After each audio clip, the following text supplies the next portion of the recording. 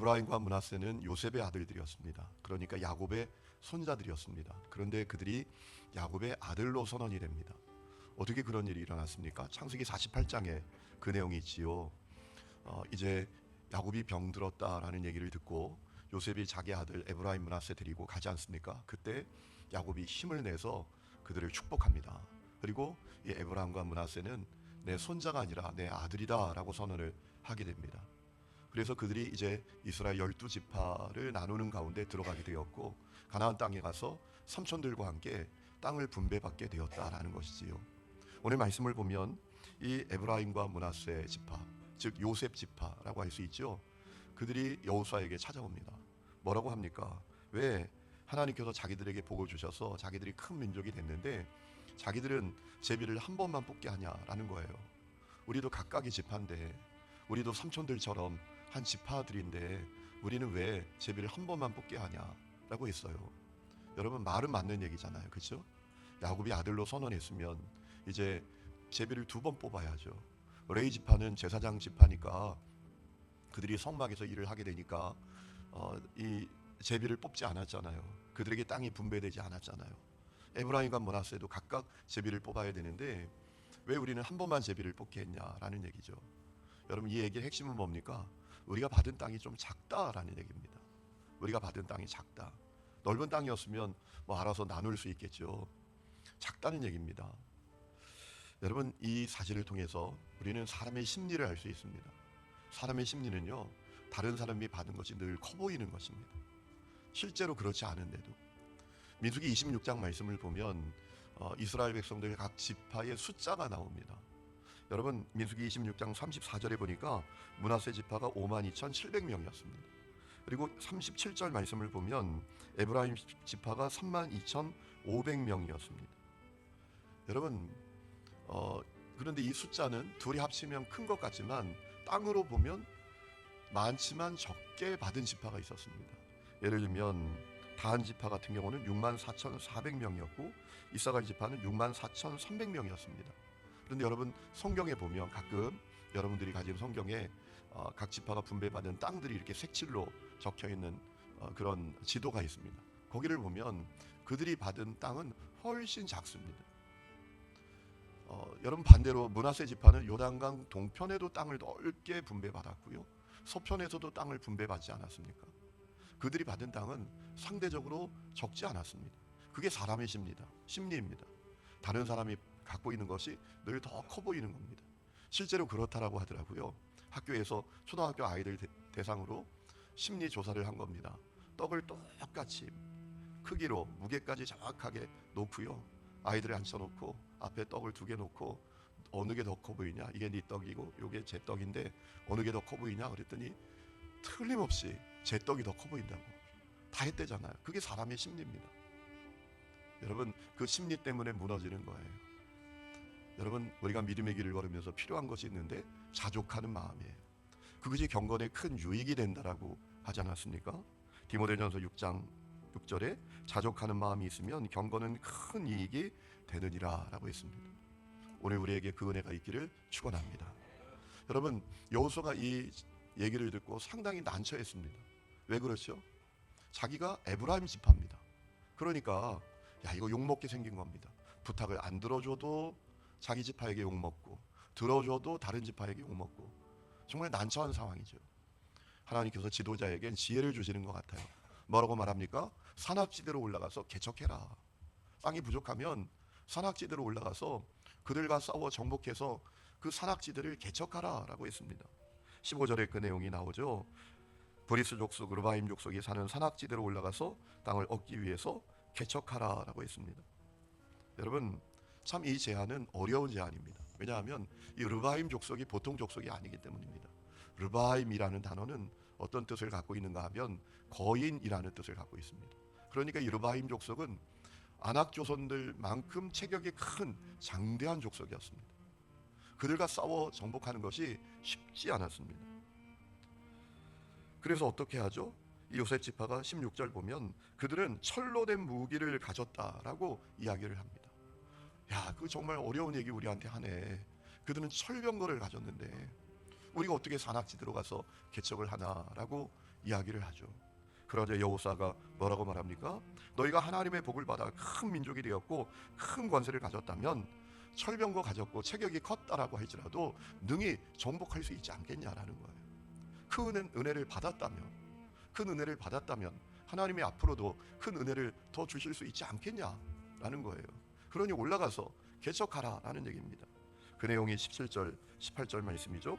여호수아가 다시 요셉의 족속 곧 에브라임과 므낫세에게 말하 이르되 너는 큰 민족이여 큰 권능이 있은즉 한 분기만 가질 것이 아니라 그 산지도 내 것이 되리니 비록 삼림이라도 내가 개척하라 그 끝까지 내 것이 되리라. 가나안 족속이 비록 철병거를 가졌고 강할지라도 내가 능히 그를 쫓아내리라 하였더라 라고 했습니다. 여러분 참 이 얘기 앞에 할 말이 없잖아요.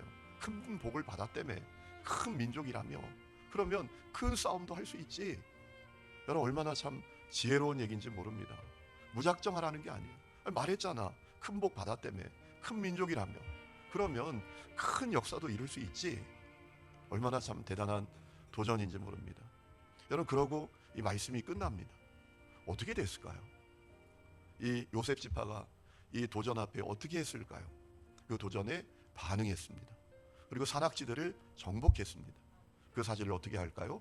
그 다음 절에 바로 나옵니다. 여러분 18장 1절 말씀 보세요. 이스라엘 자손의 온 회중이 실로에 모여서 거기에 회막을 세웠다라고 했습니다. 실로가 이 산악지대입니다. 이스라엘 중부의 산악지대고 에브라임 지파가 차지한 그런 지역인데 바로 여호수아가 도전했던 그 산악지대를 말합니다.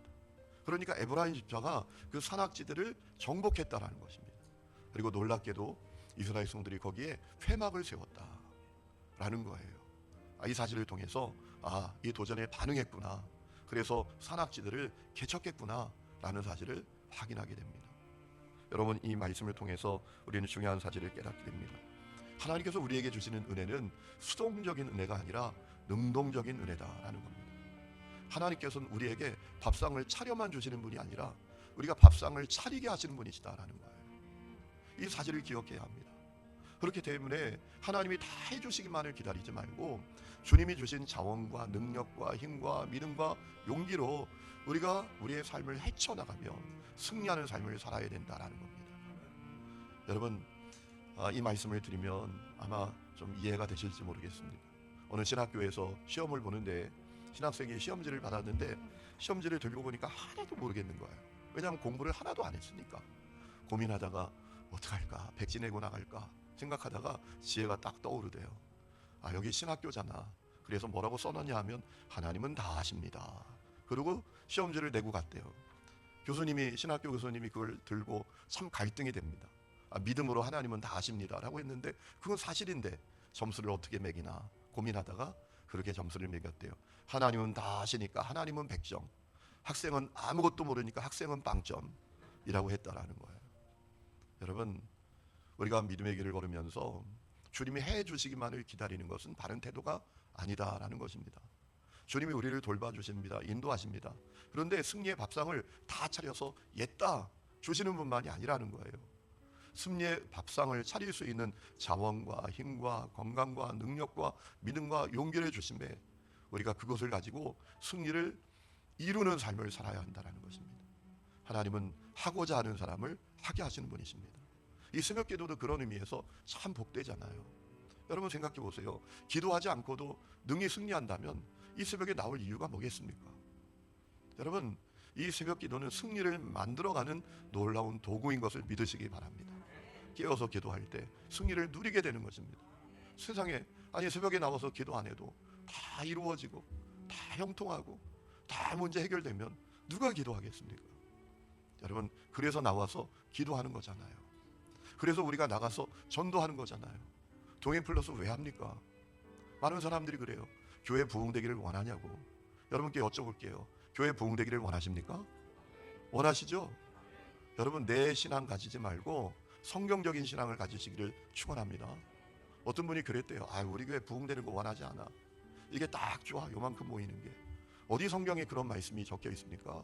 하나님은 세상 모든 사람이 이 성북 땅에, 강북 땅에, 종로 땅에, 서울 땅에 있는 저 땅 끝에 있는 사람들도 다 구원받기를 원하고 계시지요. 여러분 그래서 교회가 부흥되기를 우리가 원하잖아요. 그럼 어떻게 해야 되죠?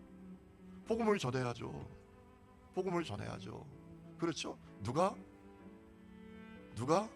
내가 복음을 전해야죠.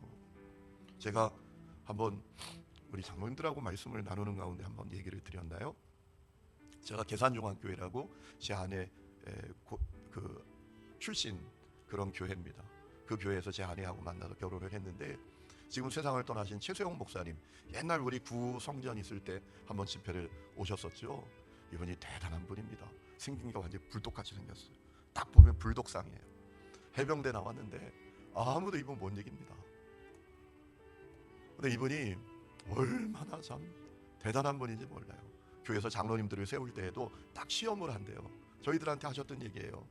이제 대우자동차가 옛날에 있었잖아요. 지금은 GM으로 바뀌었지만 이게 3교대를 하니까 새벽에 출근을 하는 거예요. 그래서 이제 권사님께 전화를 하는 거예요. 밤에, 그것도 10시 넘은 시간에 전화를 해서, 권사님 오늘 하루 잘 지내셨냐고. 아유 목사님 잘 지냈습니다. 내 부탁이 하나 있다고. 내일 대우자동차 출근하는 그 새벽에 나가서 전도지 좀 돌리면 안 되냐고. 그때 아멘이 되면 장로님이 되는 거고, 아멘이 안 되면 백날 장로님이 안 되는 거예요. 그렇게 전도를 열심히 하는 거예요. 그러니까 부흥이 되더라고요. 우리 교회도 그런 교회가 되기를 원합니다. 여러분, 하나님이 밥상만 차려주시는 분이 아니에요. 우리가 밥상을 차려 승리할 수 있는 자원을 주시고 은혜를 주시는 분이십니다. 그 은혜가 우리 모두에게 있기를 주의 이름으로 축원합니다.